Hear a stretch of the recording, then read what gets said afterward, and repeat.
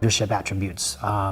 We're putting 22, 23-year-old men and women in charge of lives, in front of multi-million-dollar machines, vehicles, equipment, and we're telling them that it is their responsibility to have people's lives in their hands.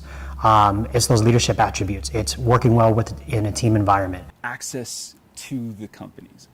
So one of the things that I saw, and in 4 months, I think I put 120 resumes in, I did 70 interviews, I probably had 40 callbacks, 20-second callbacks, as I was getting in that window.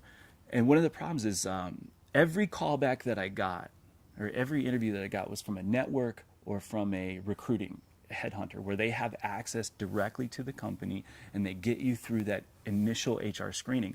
What is happening is a lot of companies are outsourcing screening the resume. So they post the jobs, they're looking for quality. Right.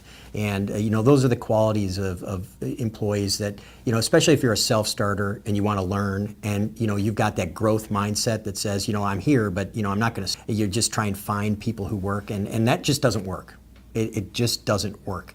And what you end up having to do is, leverage your network. LinkedIn's been super powerful with that, where you can leverage your network and really find out who is available that and what kind of characteristics they have. But the profile we're looking for, more than anything else, is a profile that says, here is someone who has these characteristics and how they proceed in their career. They are learning, they are always changing, they learn quickly, they're willing to adapt, they're willing to go forward. They have the right personality characteristics in the way they communicate. They have the right personality characteristics in the way they listen. Those characteristics trump technical X's and O's. They're generally, they're trying to do their best with very limited resources.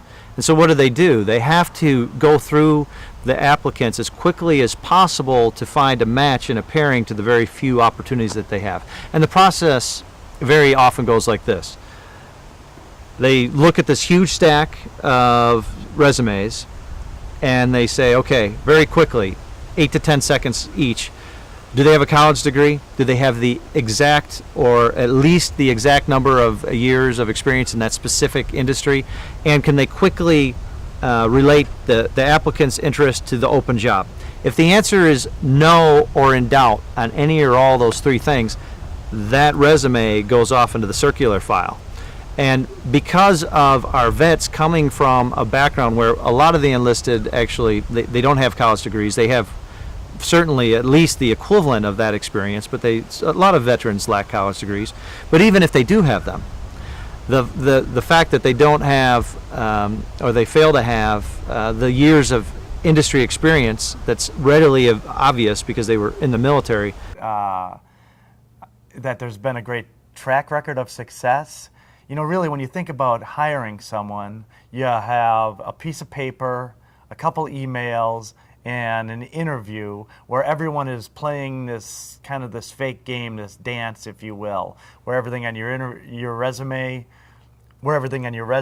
is stated just so, and the way you answer questions when you're in the interviews is just so. And it's really difficult to really get a measure of the person the way we typically do it in a corporate setting. So usually what I've found is that once you're working with someone, it's easy to figure out after you've worked with someone for a while, but it's very difficult